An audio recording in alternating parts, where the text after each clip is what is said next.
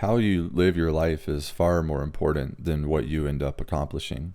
And I didn't mean to get all philosophical, but it's true. And in today's world, that seems to be a lost ideal. People will bury themselves in their work, they'll miss seeing their kids grow up and convince themselves it's for the greater good. But at the end of it all, no amount of money is worth that trade. And the same is true for training. Of course, you have to direct some focus toward the destination in order to draft an intelligent training program. But beyond that, it's important to remember that there's plenty to value about yourself in the process of getting there. On top of that, you got to realize that you may not get there, and that's okay.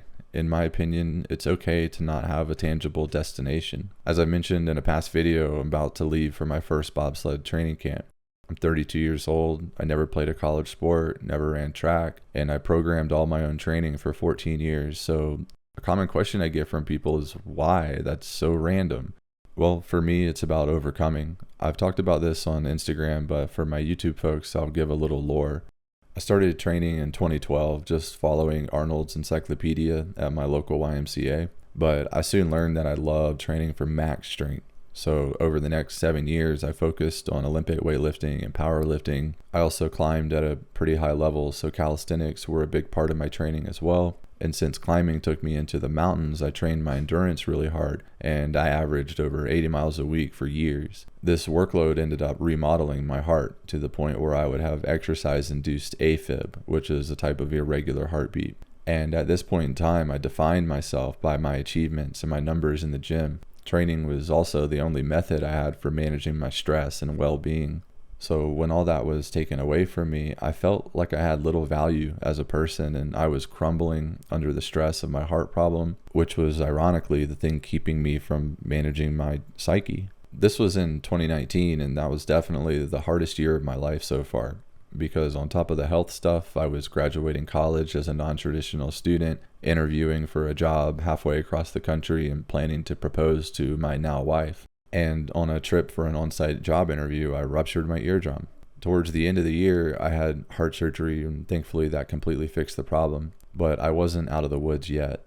It took me a couple years to regain my psychological resiliency because since the arrhythmia was exercise-induced, I had trauma associated with training. But I began to trust my body more and more, and I slowly started to train hard again. So I started to put body mass back on and my numbers were going up, but I spent a lot of time thinking about where I was going and why. I understood now I needed to diversify my sources of joy, purpose, and ways to manage stress. I started to make a habit of deriving motivation from within, not worrying about the response I get from others. Instead of defining a milestone goal like a PR, I just adopted the idea of being the best athlete I can be, and treating myself as an experiment, iterating the process of learning and training and collecting data and repeat, because it's about the journey, not the destination. So why do I want to become a bobsledder? Because it's just part of the natural process of me enjoying my training and finding a way to compete at a high level, which I see as a venue for athletes to celebrate their training. If you win, that's great. And if not, that's okay too, because the goal is just to bring your best on that day. And if you truly enjoyed the process up to that point, then you shouldn't let the outcome of competition take that away from you.